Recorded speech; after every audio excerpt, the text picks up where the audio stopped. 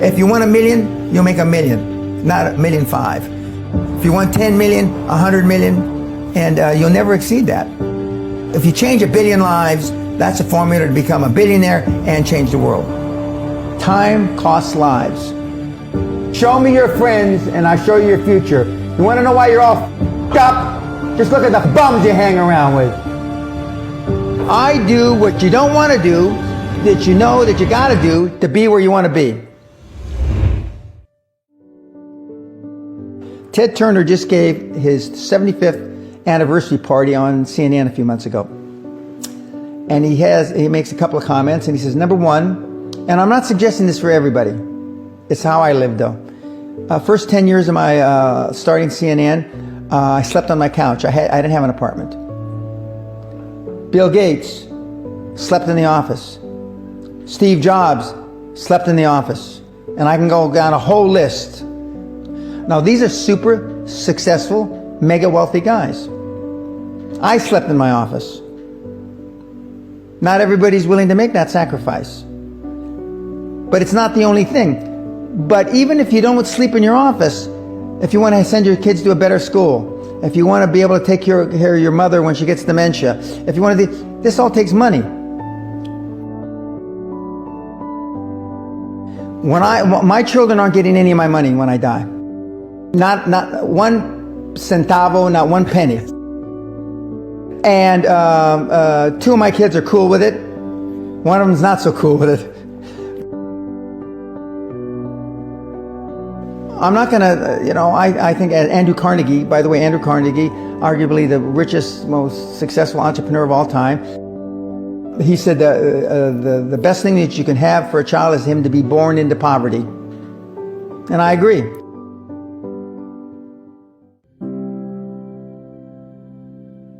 Lack of self-esteem, lack of self-worth. Now they think they have self-worth. They think because they've made a few bucks. But in actuality, and when they measure it against the other 8, 10, 12 people sitting around the table, they realize, or they start to question, hell, maybe I was just lucky. Now, all of us, when you're only a one-trick guy or gal, think, was I lucky? Now, I've done it so many times, I know I wasn't lucky.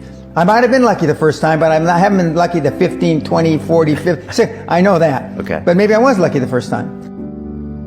But my life changed when I was pretty much a haphazard kid, got in a lot of trouble, got arrested 4 or 5 times, thrown in jail, and this was when my dad's a cop.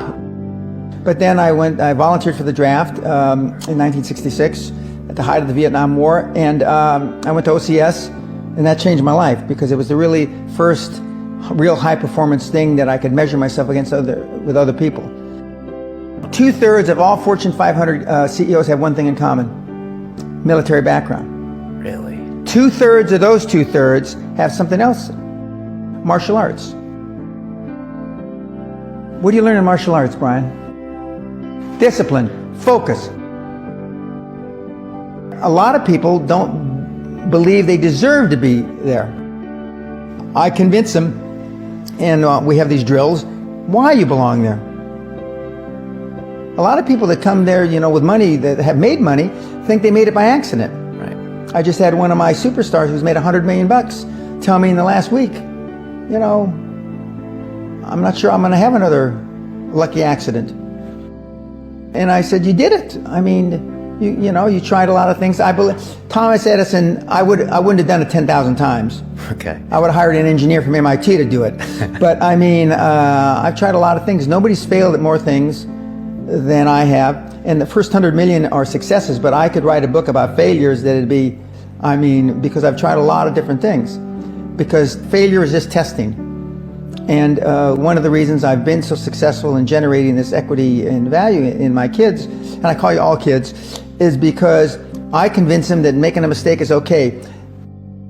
Your parents probably told you, you can be anything you want. But you can't. That's horseshit. You can't. If it's all juxtaposed.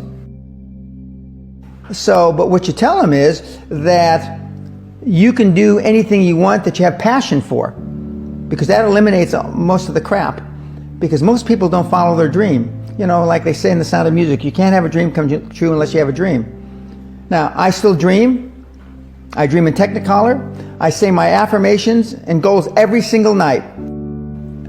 It's bloody hard to be a high-performance person. Perfection equals paralysis. If you left it to engineers, no car would ever come off the assembly line. No car would ever come off the assembly line. And I've been in business with enough engineers, I can attest to that with my hand on my heart.